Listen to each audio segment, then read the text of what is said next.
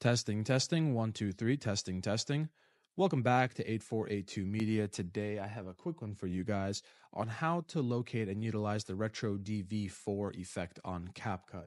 So initially what you're going to want to do is go up to the Effects tab, Video Effects, the Retro, and then scroll down to find Retro DV4 effect. Click and drag it down to the timeline, and now we're just going to elongate this effect by itself.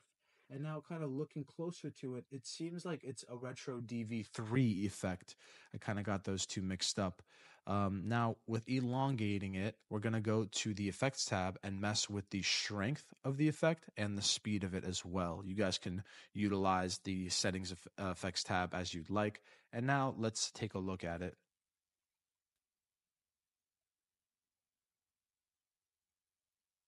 And there you have the Retro DV3 effect. Guys, if this was helpful in any way, please leave a like down below. If you have any questions, comment down below. Thank you guys for watching and have a great day.